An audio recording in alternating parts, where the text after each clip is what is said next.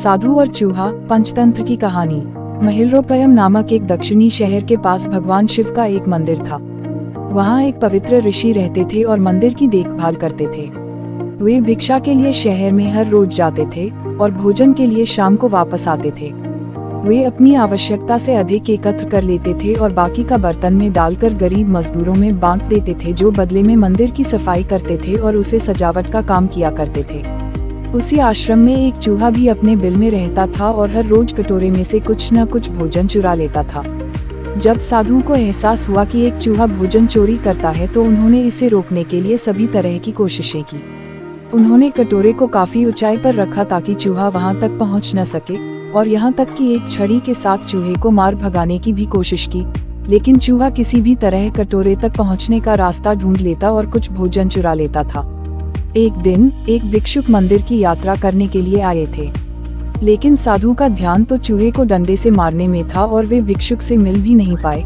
इसे अपना अपमान समझ भिक्षुक क्रोधित होकर बोले, आपके आश्रम में फिर कभी नहीं आऊंगा, क्योंकि लगता है मुझसे बात करने के अलावा आपको अन्य काम ज्यादा महत्वपूर्ण लग रहा है।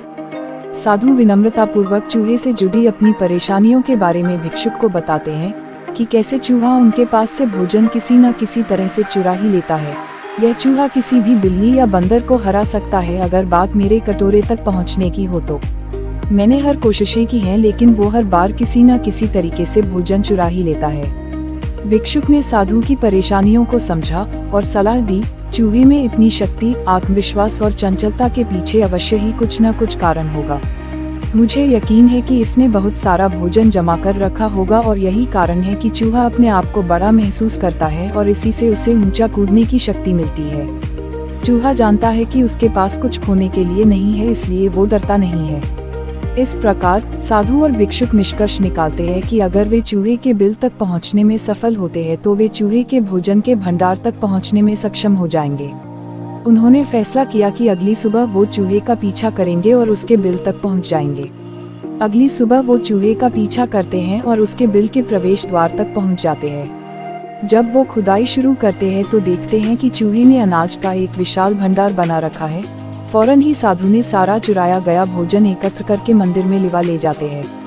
वापस आने पर अपना सारा अनाज गायब देख चूहा बहुत दुखी हुआ और उसे इस बात से गहरा झटका लगा और उसने सारा आत्मविश्वास खो दिया। अब चूहे के पास भोजन का भंडार नहीं था, फिर भी उसने फैसला किया कि वो फिर से रात को कटोरे से भोजन चुराएगा।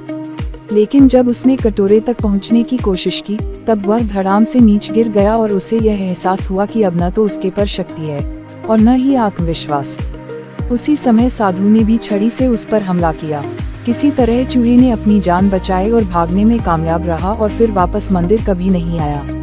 यदि हमारे पास भी संसाधनों की कमी न हो तो हम में भी अद्भुत शक्तियाँ और आत्मविश्वास की कमी कभी नहीं आ सकती। Please like, share, subscribe my channel.